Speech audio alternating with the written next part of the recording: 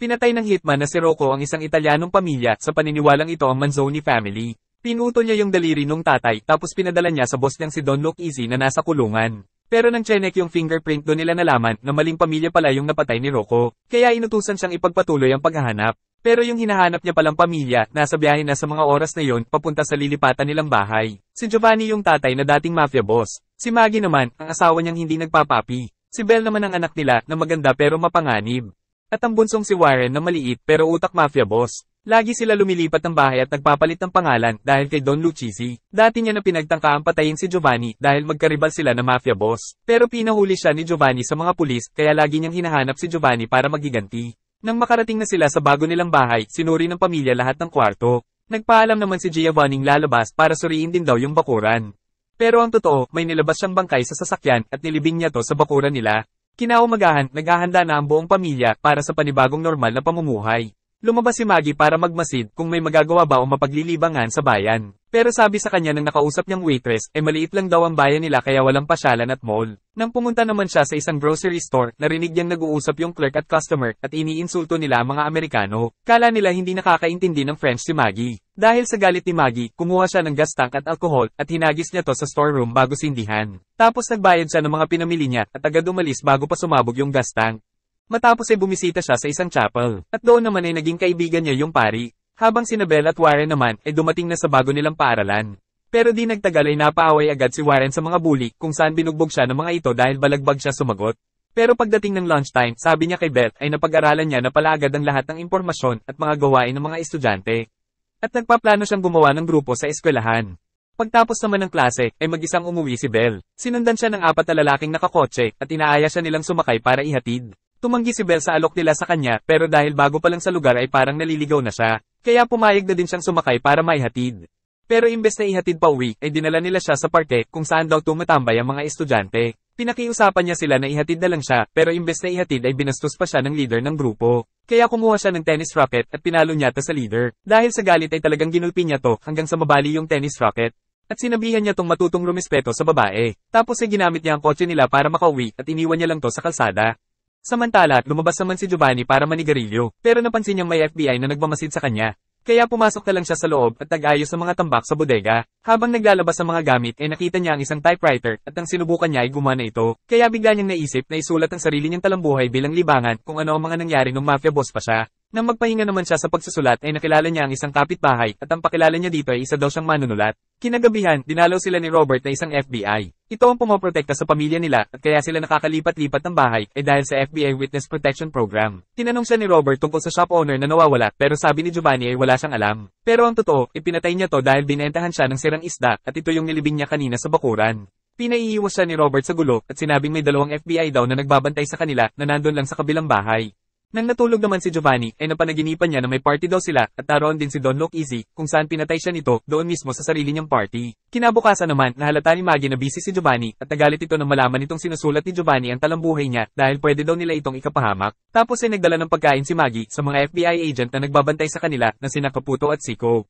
Habang tinatawagan naman ni Giovanni yung tubero dahil marumi ang tubig na lumalabas sa gripo at hindi pumupunta yung tubero kahit ilang beses na to tinawagan ni Maggie. Sa eskwelahan naman, nagkaroon na ng mga hawak na tao si Warren sa pamamagitan ng pagbigay ng mga kailangan nila na ninanakaw naman ni Warren kung saan-saan. Habang ginulpi naman ni Belle ang isang babae dahil ninakaw nito ang pencil case niya. At nakita niya rin ang isang gwapong lalaki at sabi ni Warren na ito daw si Henry, isang substitute teacher sa math subject. Kaso nga lang, mukhang marami siyang kompetensya pero nakaisip naman siya ng paraan.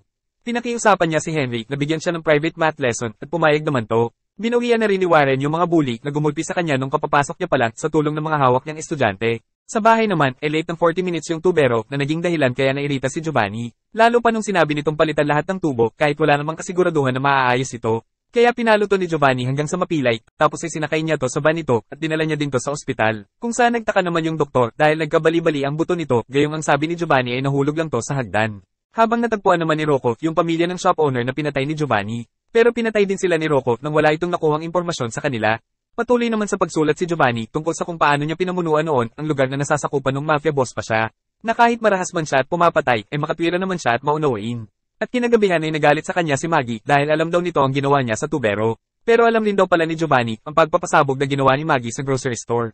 At nate-turn on daw si Giovanni kay Maggie dahil sa hilig nito sa pagpapasabog kaya nauwi sa lambingan ng away nila. Noong linggo din na yun, nagpa-party sila sa bahay at inimbitahan nila ang lahat ng kapitbahay nila para mapalapit at masanay sila sa pakikisama sa mga ito. Inimbitahan rin ni Belle si Henry at sabi ng nanay niya ay huwag kalimutan ng kondom. Pero sabi ni Belle ay wala daw ganun na mangyayari dahil ibibigay niya lang daw yon sa tao na mahal niya at sa tamang oras at lugar. Sinabi naman ni Warren kay Maggie na mga Amerikanong pagkain ang ihain huwag ang French foods dahil yun daw ang inaasahan ng mga kapitbahay. Kaya nasiyahan nga ang mga ito sa mga pagkain nila. Kasama rin sa party sina Zico at Caputo pero may isang nawawala sa handaan. Si Giovanni na natagpuan ni Belle na abala sa pagsusulat. Sa tuwing sinusulat niya daw ang talambuhay niya ay para daw siyang tumitingin sa salamin. At nagsisisi din daw siya dahil hindi siya naging mabuting ama sa kanila dahil dinala niya sila sa ganitong sitwasyon. Pero sabi naman ni Belle sa kanya para daw sa kanilang dalawa ni Warren siya ang pinakamagaling na tatay sa buong mundo. Guma naman ang pakiramdam ni Giovanni kaya sumama na siya sa kanila sa party. Pero nairita na naman si Giovanni nang turuan siya ng mga ito kung paano magsimula ng apoy na pang-ihaw kaya na-imagine niyang sinaktan niya ang mga ito. Pero buti na lang ay dumating si Robert bago niya pa magawa ang mga naiisip niya. Nag-aalala daw ang mga tao sa White House dahil sa pagsusulat ni Giovanni ng talambuhay niya dahil maraming malalaking tao ang madadamay kapag may nakabasa nito sa publiko. Pero sabi ni Giovanni ay ginawa niya lang to para sa sarili niya at wala daw siyang balak na ilabas to sa publiko. Malaking tagumpay din daw sa FBI ang pagpapahuli ni Giovanni kay Don Luke Easy. At nang matapos na ang party nila ay nadismaya si Belle dahil di dumating si Henry. Kinabukasan ay pumunta si Giovanni sa mayor para sabihin ang problema nila sa maruming tubig pero dito interesadong tulungan siya. Kaya na-imagine niyang ginulpi niya to pero nakapagpigil siya at umalis na lang. Sumunod ay pinuntahan niya yung water company pero marumi na rin daw ang tubig doon at tinuro ng isang trabahador sa kanya ang posibleng pinagmumulan ng problema. Ang pabrika daw ng fertilizer. Kaya sunod itong pinuntahan ni Giovanni. Pero arugante ang boss ng pabrika na to kaya pinakaladkad niya to sa kotse para paaminin at sabi nito ay marumi daw ang tubig dahil sa turbina. Matapos nito ay binantaan niya yung boss na huwag magsusumbong kung di ay puputulin ang bedplug niya.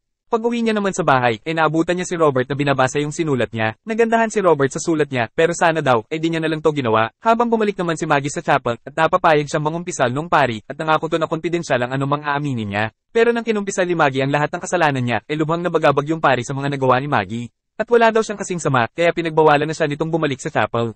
Sa eskwelahan naman, ay nalimutan ni Warren ang assignment niya tungkol sa quote na gagamitin sa dyaryo ng paaralan. Kaya kinailangan niyang umisip agad ng quote at dito ay naalala niya ang salitang narinig niya kay Don Luke Easy nung bata pa siya at kasama pa nito ang tatay niya. Pero nang malagay na to sa dyaryo ng paaralan nila ay malayo ang narating ng mga print nito hanggang sa umabot to sa kulungan kung nasan si Don Luke Easy. Nagkataon naman na napansin to ni Don Luke Easy at agad niyang nakilala ang quote na to. Kaya nagpadala siya ng mga tao sa lugar ng eskwelahan kung saan nanggaling yung dyaryo at yun na nga ang eskwelahan ni Warren. Pagtapos ng klase, ipinuntahan ni Belle si Henry. Hindi na siya nakapagpigil at isinuko niya na dito ang bataan. At kinagabihan din na yon, tinawagan si Giovanni nung kapitbahay nila at inimbitahan siya nito sa isang film event na buwan-buwang ginagawa ng mga kabarangay nila. Isang American classic film daw ang panunuorin nila, kaya si Giovanni ang gagawin nilang guest dahil isa siyang Amerikano at writer, kaya mas mapapaliwanag niya ang pelikula.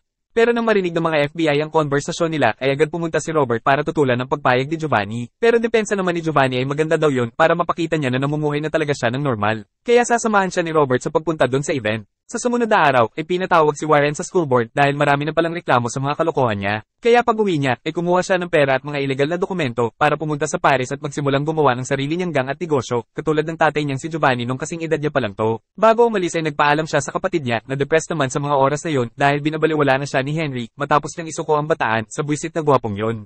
Naglagay naman ng manika si Giovanni sa upuan niya para di mahalata ng FBI na umalis siya. Pumunta siya doon sa turbina na nagpapadumi ng tubig at nilagyan niya to ng bomba para pasabugin. Tapos ay agad siyang nakipagkita kay Robert para pumunta sa movie event kung saan siya inimbitahan. Pero ang papanoorin palang pelikula sa araw na yon ay isang istorya na tungkol din sa mafia kaya naisip ni Robert na mukhang di magiging maganda ang patutunguhan ng mga susunod na mangyayari. Pero nagsimula na to kaya di na sila makakalis. Kaya tutol man si Robert ay wala na siyang nagawa. At nang matapos na ang palabas ay hiningi nila ang opinyon ni Giovanni tungkol sa pelikula. Kaya di na napigilan ni Giovanni ang sarili at nakwento niya ang istorya ng buhay niya bilang mafia boss.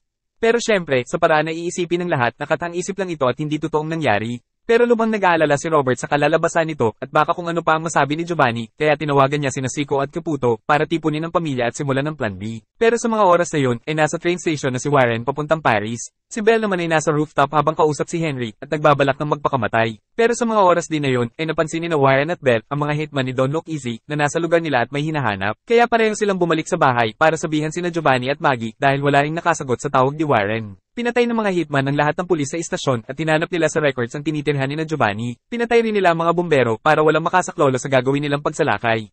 Nagtataka din sina Zico, Caputo, at Maggie kung bakit wala sina Warren at Belle. May narinig din silang malakas sa pagsabog. Yun yung bomba na tinanim ni Giovanni sa turbina at magkasama sila ni Robert sa movie event kaya meron siyang alibay para di pagbintangan. Hinatid siya ni Robert pauwi sa bahay at sinabi ang huwag munang lalabas habang tatawag daw ng mga pulis si Robert. Gusto din umuwi ni Maggie para hanapin si Giovanni pero nang lumabas siya ay nakita niya yung mga hitman na nasa labas kaya bumalik na lang siya kina Zico at Caputo. Tinawagan niya si Giovanni pero dito sumasagot sa tawag niya. Pinasabog ng mga hitman yung bahay nila at pinatay din nila yung kapitbahay na usisero. Nakaligtas naman si Giovanni sa pagsabog dahil nagtago pala siya sa hardin nang maramdaman niyang may ibang tao nang tumahol yung aso niya. Pupunta sana sina Maggie para sumaklolo kay Giovanni pero nang palabas na sina Zico at Caputo binaril sila nung isang hitman. At magtatangka din to na tikman si Maggie bago pa daw muna tuloy ang patayin. Buti na lang dumating si Giovanni at nagpambunaw silang dalawa nung hitman habang kumuha naman ng kutsilyo si Maggie at sinaksak niya yung hitman at agad tong namatay. Habang hinahanap ng ibang hitman si Giovanni at pinagtatalunan nila kung papatayin ba yung aso, kinukuha na ni Belle at Warren yung mga baril sa sasakyan nila. Napatay nilang dalawa yung mga hitman pero hindi nila napatay si Rocco. Dahil naman sa impact ng shotgun ay nawala ng malay si Warren at hinabol naman ni Rocco si Belle. Buti na lang dumating si Robert at sinagasaan niya tong makulit na Rocco. At ngayon, sa palagay nila, ay patay na ang lahat ng hitman ni Don Look Easy, kaya wala na munang manggugulo sa kanila. Pero siguradong lalabas ang identity nila sa buong bayan, kaya kailangan na naman nilang lumipat ng bahay at magpalit na naman ng mga pangalan. Huwag mo kalimutan mag-subscribe para sa susunod pang recap at turn on mo na rin ang notification bell para updated ka sa mga panibagong upload. Salamat po sa panonood.